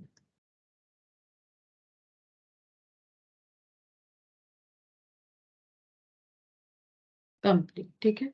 अच्छा, और यहाँ पर अगर देखें, सारा चीजें हम लोग का कंप्लीट हो गया, देखो ये क्लोज हो गया, ये क्लोज हो गया, ये क्लोज हो गया, ये हो गया, ये क्यों नहीं हुआ, क्योंकि इसका अभी भी कोई अप्रूवल नहीं आया है, तो इसके अकाउंट को हम लोग कैसे क्लोज करेंगे, इसमें ऐसे लिखना चाहिए हम लोग को, 15 जून को हम लोग लिखेंगे बाई बैलेंस सीडी, ठीक है। इसका अभी तक हमें कोई डिटेल्स नहीं मिला है, तो इस अकाउंट को बाई बैलेंस सीडी बोल के क्लोज कर दिया। अच्छा, अब इसका इम्पैक्ट हम लोगों का ये टोटल सेल और रिटर्न में भी आएगा, क्योंकि यहाँ पर हम लोगों ने क्या दिखाया, हम लोगों ने दिखाया है कि 93,000 का गुड्स भेजा गया, इतना रिटर्न हुआ, इतना अप्रूव्ड हुआ, तो बाकी अभी भी अनअप्रूव्ड हालत में जो है उसको हम लोग ऐसे करके दिखाएंगे। वैसे भी ये लेजर बैलेंस करने से पता चलेगा 93,000 और यहाँ 93,000 से ये अगर हम लोग प्लस करके माइनस करते हैं तो 26,000 ही आएगा। सिर्फ आर का अप्रूवल बाकी था, तो 15 जून टू बैलेंस सीडी। ठीक है, ये हो गया। ठीक है, तो देखो मैंने ये डिटेल्स में एक बार बता दिया, बट अगर सोल्यूशन पूछो तो बस इतना सा पॉइंट था, सोल्यूशन सिर्फ इतना सा पॉइंट हम लोग का सोल्यूशन था, ये दिखा देते, देखो सिर्फ इतना सा ये हमें पूछा था, लेकिन इसके लिए हमें ये कैलकुलेशन तो करना पड़ेगा। ये पूरा फॉर्मेट बना के नहीं करोगे, लेकिन रफली तो कैलकुलेट करोगे, कैलकुलेटर पे तो करोगे, एटलीस्ट यहाँ पर प्लस प्लस करके तो लिखना पड़ेगा, नहीं तो कैसे एंट्री करेंगे हम लोग। ठीक है, लेकिन ये हम लोग एक बार पूरा सीख गए प्रोसेस, किस तरह से इस तरह का क्वेश्चन सॉल्व हो सकता है। अच्छा, और एक क्वेश्चन है इस पे,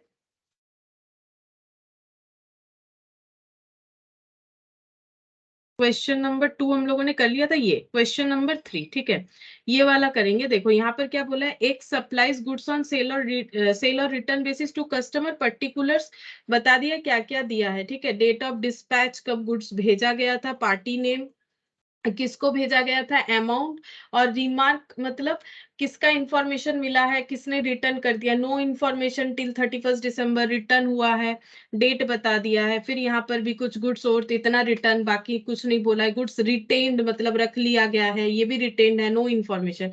बोला क्या है, goods are to be return within 15 days from the dispatch, dispatch के बाद 15 डेज के अंदर जो है इंफॉर्मेशन मिल जाना चाहिए, या तो रिटर्न कर दो या तो खरीद लो, 15 से ज्यादा हो गया तो सेल मान लिया जाएगा, failing which it will be treated as sale, जो कि हम लोग को पता ही है।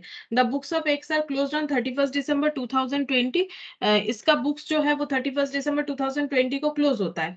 Prepare the following accounts in the books of x, एक है गुड्स ऑन सेल और return sold and return day book, मतलब हम लोग को डे बुक बनाने के लिए बोल रहा है, गुड्स ऑन सेल और रिटर्न टोटल अकाउंट, हम लोग को डे बुक और टोटल अकाउंट बनाने के लिए बोला गया है। इसका मतलब ये भी हम लोग का न्यूमरसली वाला ही हो गया, मतलब हम लोग को ये प्रिपेयर करने बोला है, ये प्रिपेयर करने बोला है। ठीक है, तो यहाँ पर प्रिपेयर कर लेते हैं, अकाउंट यहाँ बना लेंगे। ठीक है, अकाउंट के लिए यहाँ जगह रख देते हैं, यहाँ पूरा वो स्ट्रक्चर बनेगा नहीं, यहाँ पर लिख देते हैं गुड्स ऑन सेल और return total account.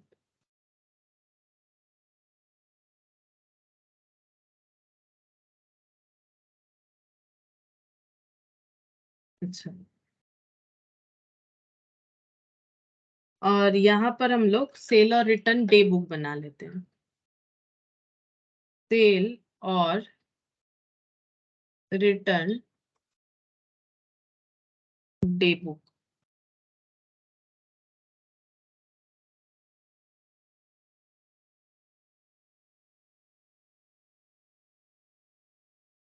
Goods sent on approval basis,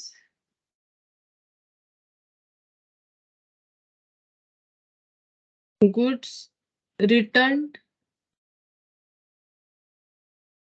goods approved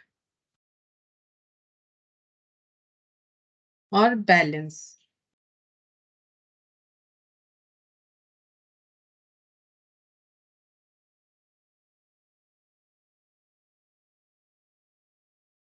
date,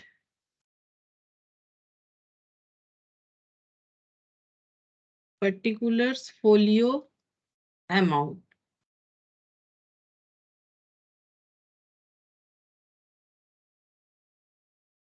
date, particulars, folio, amount.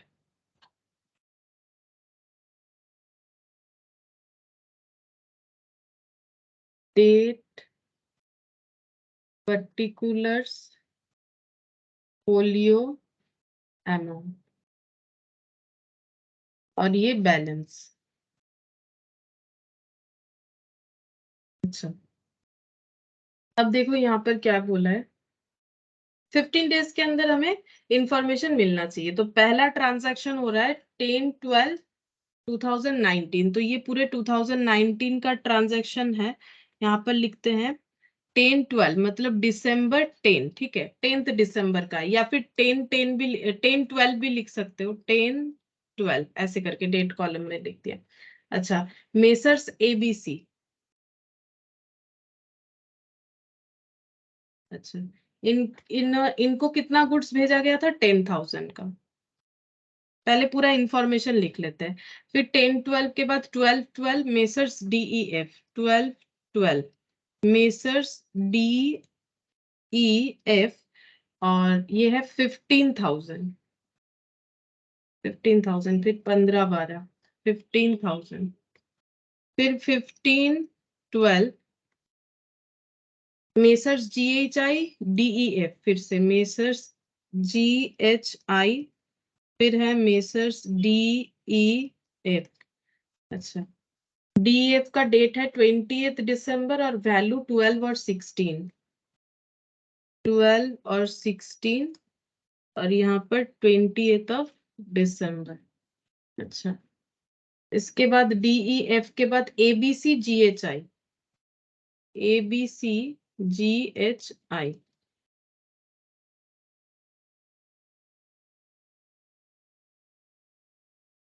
$11,000 $13,000,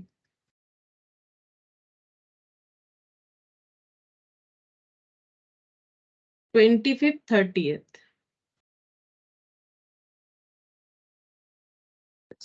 ये हो गया।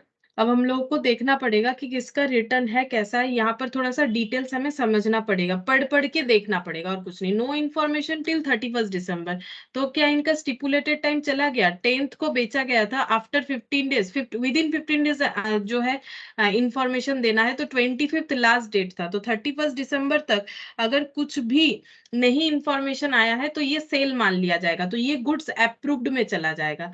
इन दैट केस ये वाला गुड्स अप्रूव्ड में चला जाएगा, तो ये वाला, ये जो कस्टमर है इनका हो जाएगा गुड्स अप्रूव्ड में। तो इनका अप्रूवल कब हो जा रहा है? अभी मैंने कैलकुलेट किया, डेट 10 से लेके 15, 25th दिसंबर को, ठीक है, 25th दिसंबर को ही इनका गुड्स अपने आप ही जो है यहाँ पर अप्रूव्ड हो जाता है, ठीक है, अपने आप ही जो है अप्रूव्ड हो जाएगा। 25th दिसंबर यहाँ पर लिख देते हैं मेसर्स एबीसी, और अप्रूव्ड अमाउंट जितना स्टॉक था 10,000, ठीक है। अच्छा, उसके बाद वाला कस्टमर देखते हैं, रिटर्न किया है 16 दिसंबर को, तो 12 और 16, ठीक है, 4 डेज के अंदर ही रिटर्न कर दिया चलेगा, तो 12 दिसंबर इन्होंने रिटर्न कर दिया, ठीक है। तो अगर रिटर्न कर दिया है तो 16 दिसंबर को रिटर्न किया है मेसर्स डीईएफ, और अमाउंट है 15,000।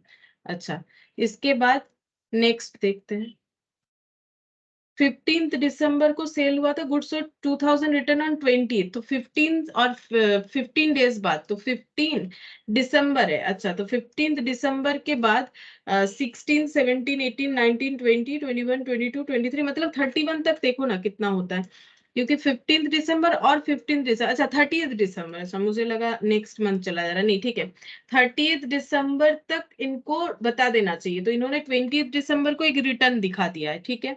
अच्छा, अब 20th दिसंबर वाला रिटर्न जो है वो बुक करते हैं पहले। यहाँ पर हो गया 20th दिसंबर मेसर्स जीएचआई, इन्होंने 2000 का रिटर्न दिखाया है, लेकिन मतलब रिटर्न कर दिया, लेकिन बाकी 10,000 के लिए कुछ नहीं बताया है।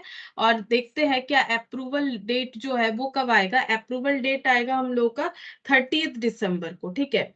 अच्छा, अब ये रिटर्न किया है 20th दिसंबर को, अब ये कब का बन रहा है? 31 दिसंबर को, तो इनका ये अप्रूवल मान लेंगे ना, क्योंकि देखो इनको 15 डेज के अंदर बताना है, तो 15 डेज मतलब 30th दिसंबर हो रहा है, तो 31 दिसंबर को जब बुक्स ऑफ अकाउंट्स बन रहा है तो इन्होंने कुछ इन्फॉर्मेशन नहीं दिया, तो बाकी अमाउंट को सेल मान लो, ठीक है। तो यहाँ पर हो जाएगा 30th, ये हो जाएगा हम लोग का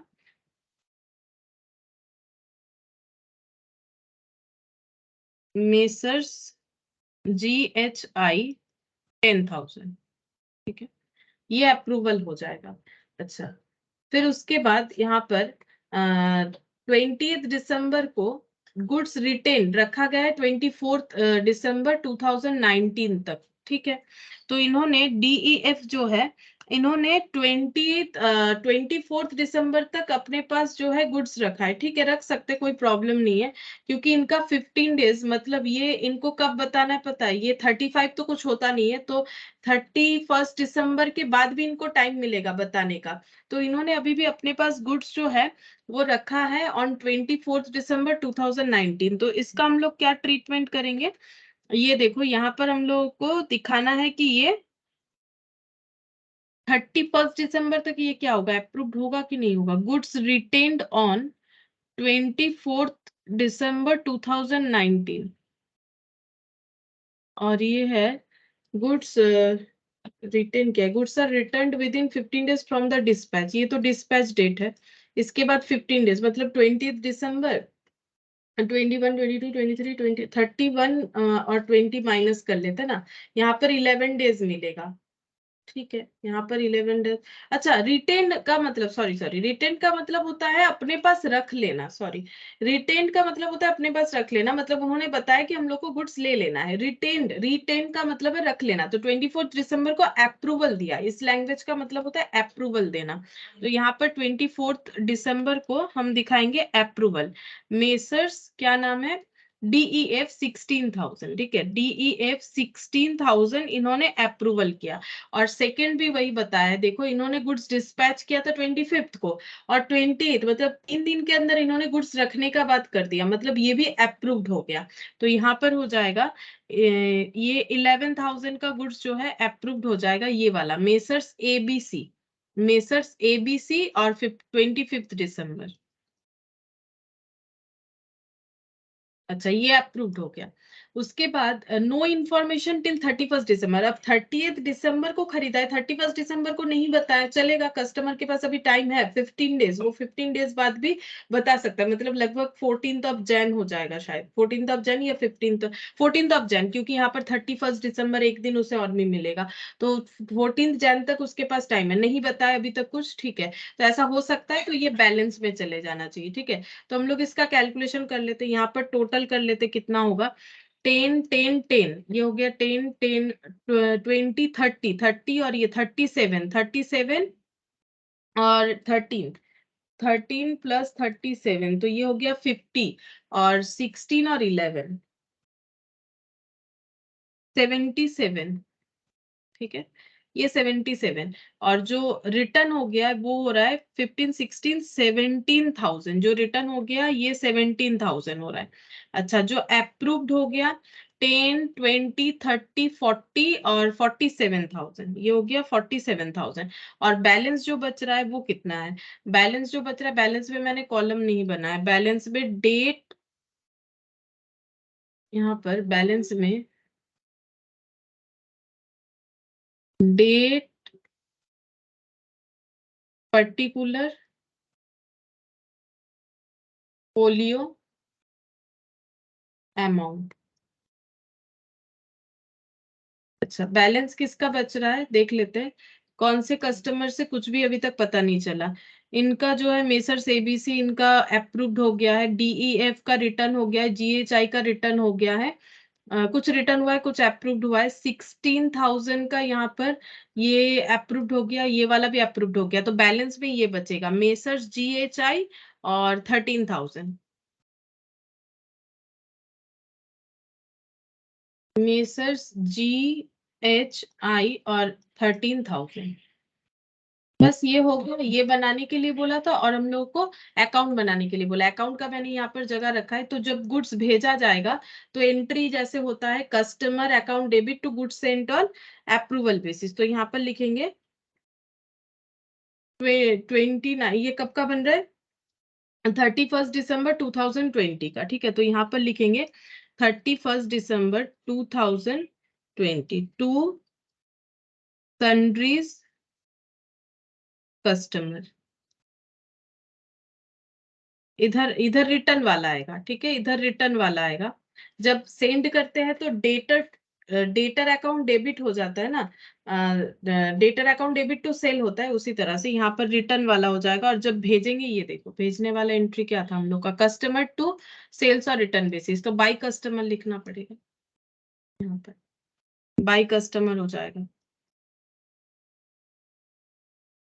bye sundries customer goods sent. चलो ये कितना गुड्स भेजा गया है, 77,000, रिटर्न हुआ है 17,000, तो यहाँ पर लिखेंगे 77,000, यहाँ पर लिखेंगे 17,000, और जो अप्रूव्ड हो जाएगा वो भी इधर ही दिखेगा, to sundries customer approved,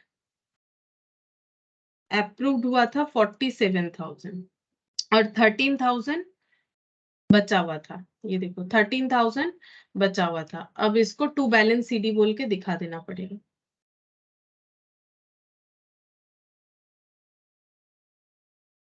to balance CD, total हो जाएगा इधर 77,000 और इधर भी 77,000। ठीक है, हो गया। बस हम लोग का जो चैप्टर था, ये जितने जितने भी टाइप का यहाँ पर ट्रांजैक्शन होता है, ये सारा चीज हम लोगों ने कंप्लीट कर लिया। ठीक है, अब हम लोग यहाँ पर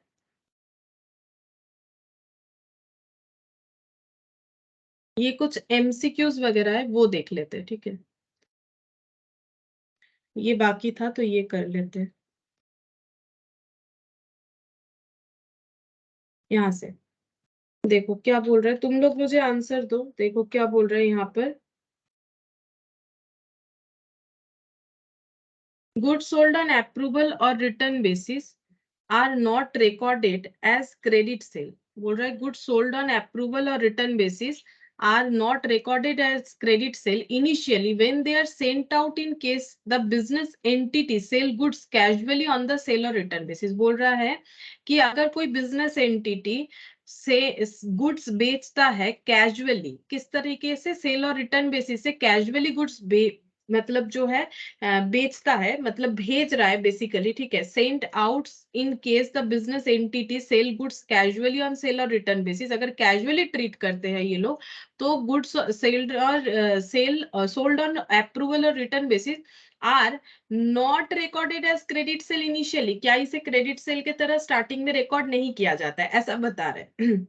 लेकिन क्या ये सही है? अगर कैजुअली ट्रांजैक्शन होता है तो हम लोगों ने ये लास्ट दिन सीखा था, तो क्या हम लोग इसे सेल क्रेडिट सेल के तरह इनिशियली रिकॉर्ड करते हैं कि नहीं करते? यहाँ पर तो बोल रहे हैं नहीं करते हैं, तो आंसर क्या होगा, ट्रू होगा कि फॉल्स होगा?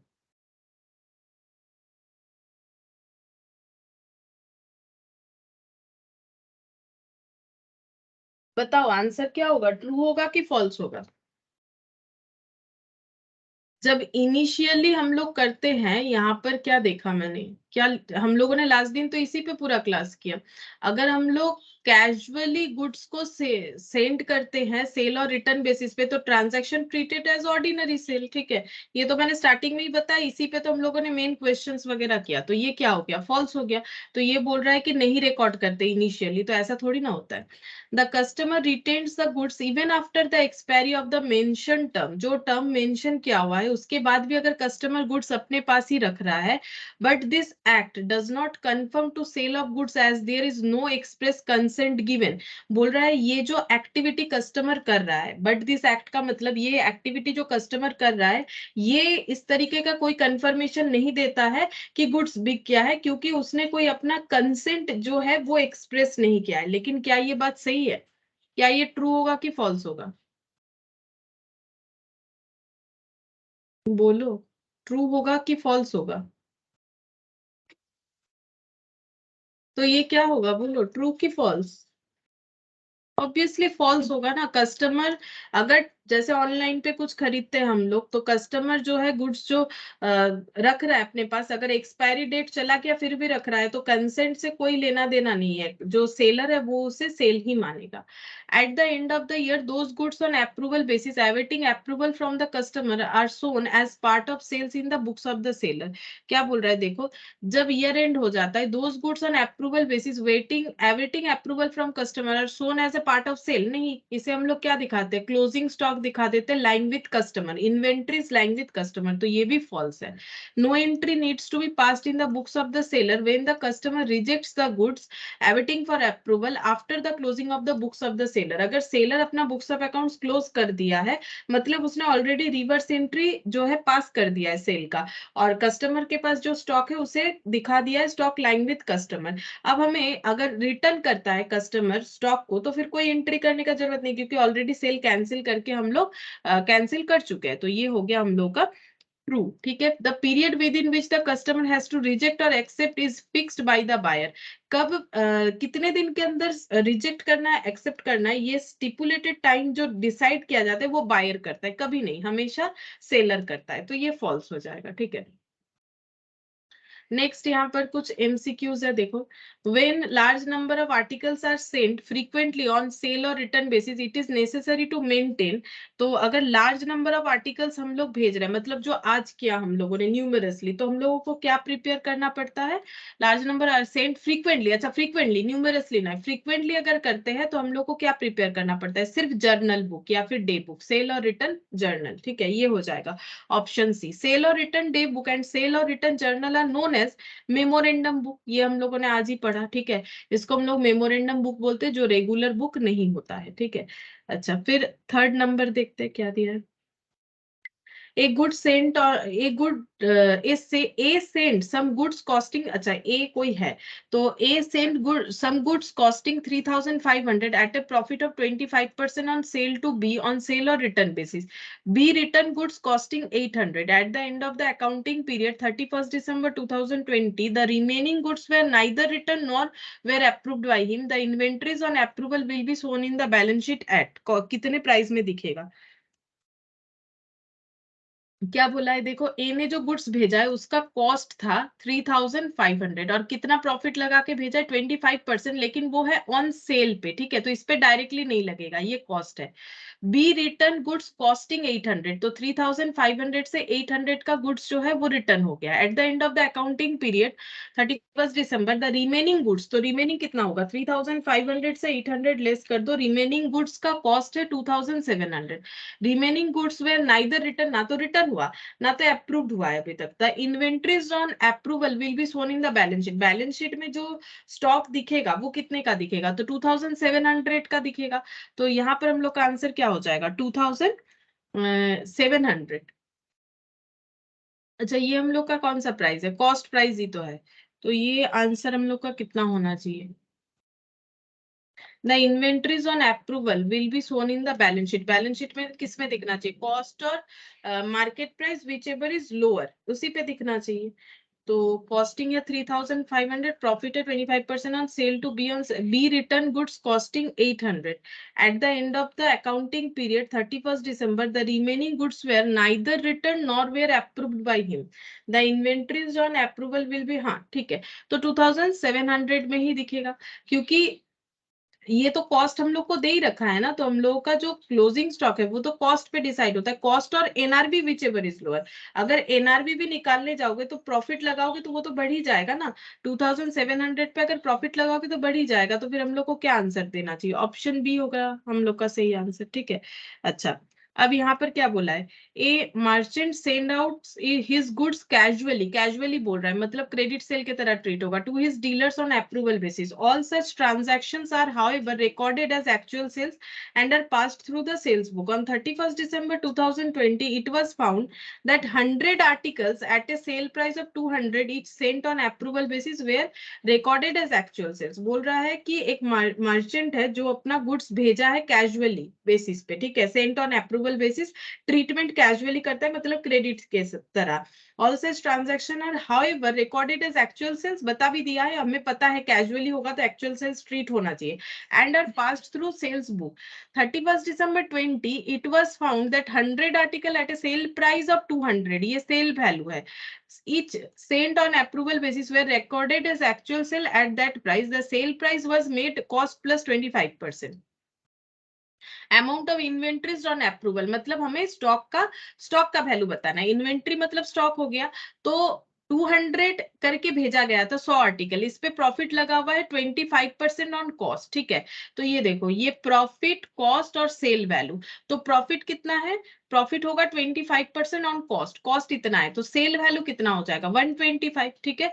तो हम लोग ऐसे निकाल सकते हैं प्रॉफिट ऑन सेल, क्यों, क्योंकि हम लोग के पास 200 है जो कि सेल वैल्यू बता रहा है, या फिर ऐसे 16,000 निकाल 16,000,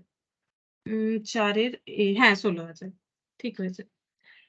अच्छा, हम लोग प्रॉफिट ऑन सेल निकाल सकते हैं, प्रॉफिट बाय सेल करके, तो प्रॉफिट कितना है 25, सेल कितना है 125, तो ये देख लो, ये हो जाएगा 1/5, जैसे मैंने पहले भी सिखाया था 25% मतलब 25/100 मतलब 1/4 है ना, 1/4 और 1/5, 1/4 ऑन अगर कॉस्ट होगा तो 1/5 ऑन सेल, 1 रुपया प्रॉफिट 4 रुपए कॉस्ट लगा के, तो 1 रुपया प्रॉफिट 5 रुपए में बेच के 4 रुपया कॉस्ट 1 रुपया प्रॉफिट, तो सेल प्राइस 5, तो 1/5, 200 पे 1/5 कर लो, यहाँ पर हम लोग को ये पता चल जाएगा प्रॉफिट कितना है पर यूनिट पे 40 रुपीज, तो 200 माइनस 40 कर लो, तो ये हो गया हम लोग का 160, तो इसका मतलब जो आर्टिकल्स भेजा गया है उसका कॉस्ट है 160, तो 160 और 100 आर्टिकल जो क्लोजिंग स्टॉक में दिखाएंगे तो वो 16,000 हो जाएगा, 100 इंटू 160, तो 16,000 हो गया, ठीक है।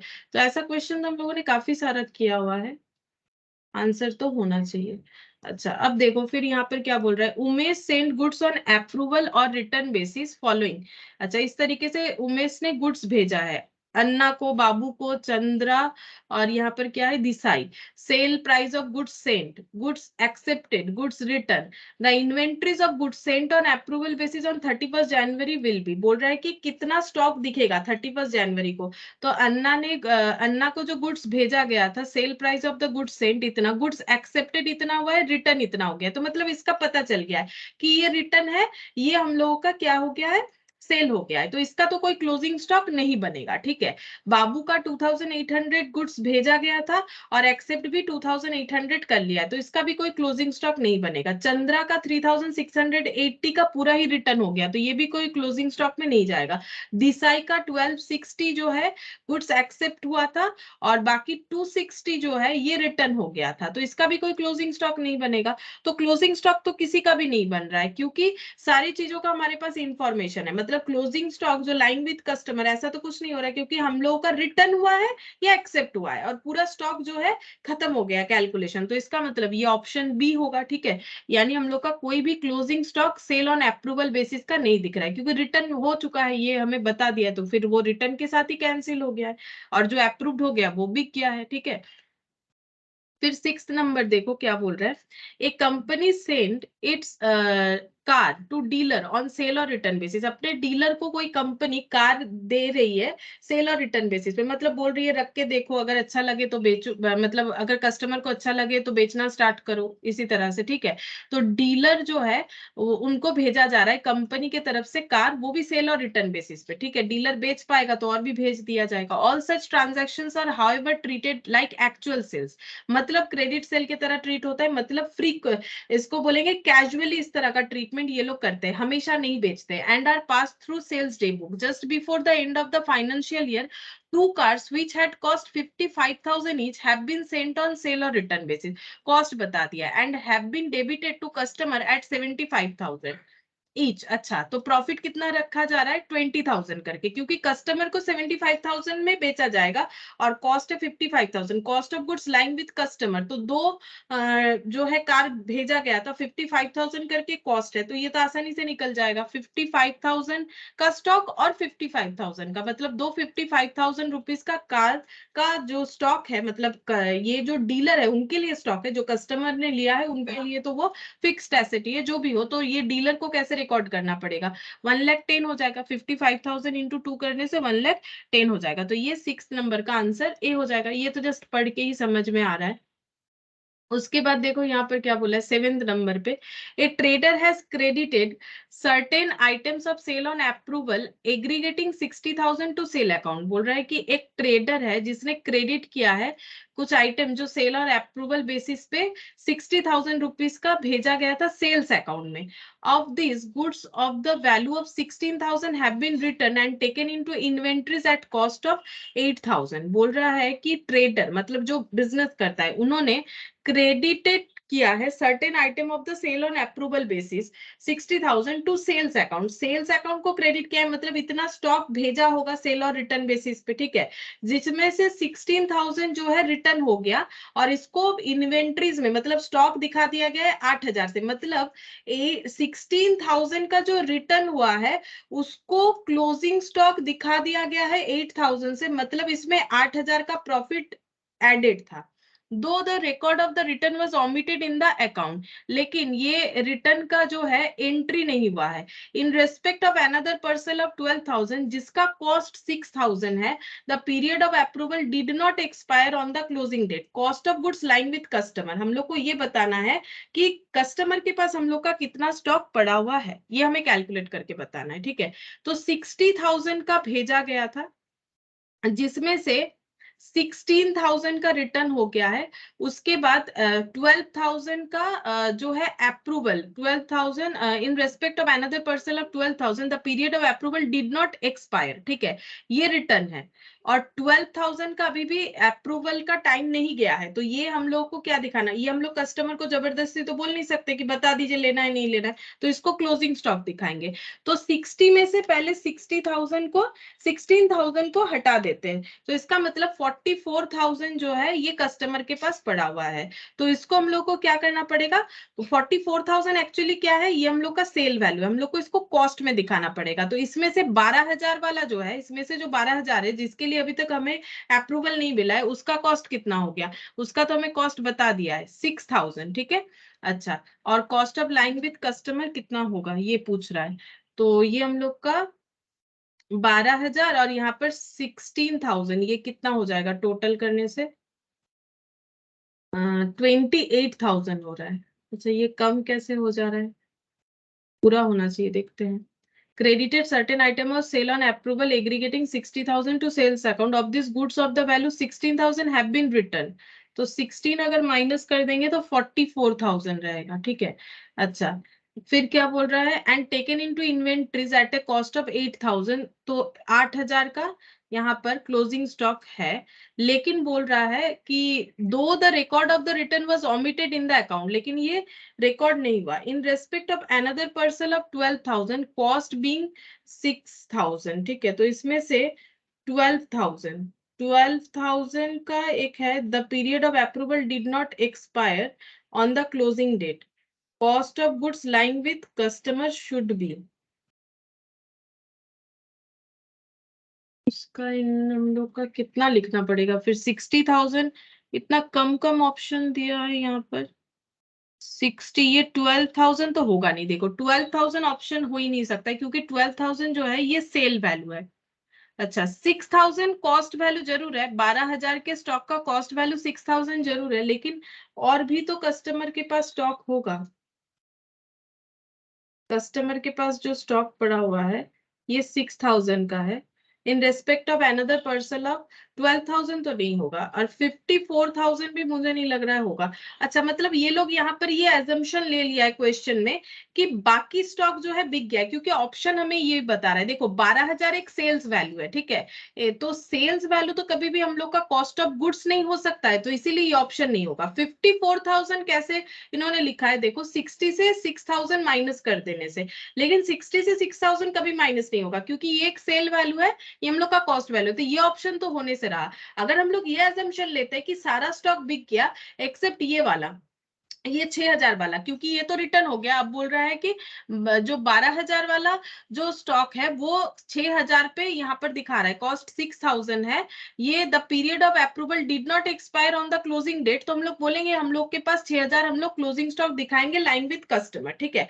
लेकिन अगर पूरा कैलकुलेशन देखो तो 60,000 में से अगर 12,000 का कंफर्मेशन नहीं मिला, 16,000 पहला बात है अगर रिटर्न हो जाता है, 60,000 में से अगर हम लोगों का 16,000 रिटर्न हो जाता है तो कस्टमर के पास 44,000 का स्टॉक पड़ा हुआ है, उसमें से ये बता रहा है कि 12,000 का कंफर्मेशन नहीं है, बाकी के बारे में कुछ नहीं बता रहा है, मतलब ये अजम्पशन लगा रहा है बाकी बिक गया है, ऑप्शन हमें वही बता रहा है। तो जो स्टॉक कस्टमर के पास पड़ा हुआ है उसका कॉस्ट तो हमें डायरेक्टली बता दिया है 6,000, तो हम लोग ये आंसर दे देंगे। ठीक है, ये हो जाएगा, इसका एजम्पशन ये हो जा रहा है, इसका मतलब कि वो 12,000 वाला जो स्टॉक है उसके अलावा बाकी स्टॉक जो है वो बिक गया, मतलब यहां से 12,000 हटा देते हैं और भी जो यहाँ पर 32,000 वाला स्टॉक है वो सोल्ड आउट हो गया है, यही बता रहा है। नहीं तो फिर हम लोग कैसे इसमें आंसर देंगे, ऑप्शन के हिसाब से तो आंसर फिर हमारा नहीं आएगा। तो वही हम देख रहे थे कि 38,000 का जो स्टॉक रह रहा है उसका कैलकुलेशन ये लोग कैसे करेगा, तो ये एजम्पशन ले रहा है कि बाकी स्टॉक बिक गया है। ठीक है, तो इसका मतलब 12,000 वाला इसका कॉस्ट भी बता दिया था, तो आंसर हम लोग का 6,000 हो जाएगा। अंडर सेल्स और रिटर्न और approval basis the ownership of goods is passed only. अगर हम लोग अप्रूवल बेसिस पे गुड्स बेचते हैं तो ओनरशिप कब पास्ट होता है, when the retailer gives his approval, if the goods are not return with specified period both A and B, ये बोला है। ठीक है, तो यहाँ पर देखो when the retailer gives his approval, retailer अगर अपना अप्रूवल देता है तब मानेंगे, या फिर स्पेसिफाइड टाइम जो है वो अगर क्रॉस हो गया है तो भी हम लोग सेल मानते हैं, तो यहाँ पर ऑप्शन सी हो जाएगा। ठीक है, यहाँ रिटेलर बोला है क्योंकि देखो कभी कभी डीलर लोग, मेनली क्या होता है ना, डीलर लोग ही पहले ये काम करते थे। ठीक है, मतलब कंपनी अपने डीलर को इस तरह का प्रपोजल देता था जो आज के डेट पे ऑनलाइन के जमाने पे कस्टमर को भी डायरेक्टली मिल रहा है। ठीक है, तो इसीलिए यहाँ पर ये रिटेलर वाला पॉइंट लगाया है, तो ये हो जाएगा 8 का ऑप्शन सी। 9th नंबर देखो, अंडर सेल्स और रिटर्न और approval basis when transaction are few, जब ट्रांजैक्शन कम होता है, the seller while sending the goods treated them as ordinary sale, ordinary sale के तरह ट्रीट करता है, but no entry is passed in the books, नहीं एंट्री तो पास करते हैं, ऑर्डिनरी सेल क्रेडिट सेल का एंट्री पास करते हैं, ordinary sale and entry for normal sale, normal sale मतलब बेसिकली क्रेडिट सेल, तो क्रेडिट सेल का एंट्री पास करते हैं, तो 9th का ऑप्शन भी होगा, approval sale and no entry is pass, नहीं ऐसा नहीं होता है, ये भी नहीं होता है। 10th नंबर देखो क्या बोल रहा है, अंडर सेल्स और रिटर्न और approval basis when transactions are few, फिर से फ्यू ट्रांजैक्शन का बात हो रहा है, the seller at the end of the accounting year reverse the sale entry, हाँ रिवर्स करता है, सेल एंट्री तब रिवर्स करता है अगर स्पेसिफाइड टाइम अभी भी बाकी है और कोई अप्रूवल हम लोग को नहीं मिल रहा है, then what will be the accounting treatment for the goods return by the customer on a subsequent date, बोल रहा है then what will be the accounting treatment for the goods return by the customer on subsequent date, तो subsequent date का मतलब है कि जब accounting year खत्म हो गया, क्वेश्चन क्या बोला है देखो, सेल और रिटर्न बेसिस में व्हेन ट्रांजैक्शंस आर फ्यू, मतलब जब हम लोग कैजुअली ऐसा सेल करते हैं, the seller at the end of the accounting year, accounting year खत्म हो गया और रिवर्स कर दिया है सेलर ने अपना सेल एंट्री को, अगर उसके बाद अकाउंटिंग ट्रीटमेंट क्या होगा, अगर ये रिवर्स मतलब ईयर अकाउंटिंग ईयर खत्म हो गया, मान लो ये 31 दिसंबर है और अकाउंटिंग एंट्री को रिवर्स करके क्लोजिंग स्टॉक दिखा दिया गया है अप्रूवल बेसिस पे बिका हुआ स्टॉक को, अब यहाँ पर बोल रहा है अकाउंटिंग ट्रीटमेंट क्या होगा उस तरीके का गुड्स का जो रिटर्न हो गया है by the customer on subsequent date, मतलब इसके बाद अगर कस्टमर रिटर्न कर रहा है अपना स्टॉक तो फिर कंपनी को, मतलब जो भी सेलर है उसको कुछ भी एंट्री करने का जरूरत नहीं, क्योंकि वो ऑलरेडी कैंसिलेशन एंट्री दिखा चुका होगा, तो यहाँ पर हो जाएगा no entry will be passed for such goods, ये होना चाहिए, कोई भी एंट्री पास करने का जरूरत नहीं होगा, ये वाला होगा। तो क्वेश्चन यहाँ पर जो भी दिया हुआ ना उसको पढ़ के समझना पड़ेगा, थोड़ा पढ़ना पड़ेगा और उसके साथ साथ अगर कंसेप्ट समझ में आएगा तभी सही आंसर दे पाओगे, नहीं तो कैलकुलेशन तो होगा लेकिन फिर इस तरीके का आंसर नहीं दे पाएंगे हम लोग। तो देखो ये सारा चीज तो स्टार्टिंग में बताया ही गया था, एक बार तुम लोग भी खुद से रीड करके देख सकते हो रहा है कि नहीं हो रहा है। तो यहाँ पर देखो सेल ऑन अप्रूवल बेसिस हम लोग का कंप्लीट हो गया, नेक्स्ट क्लास में हम लोग कुछ और चैप्टर स्टार्ट करेंगे। ठीक है, ये वाला यहाँ तक ही है। ठीक है, फिर आज इतना ही करते हैं।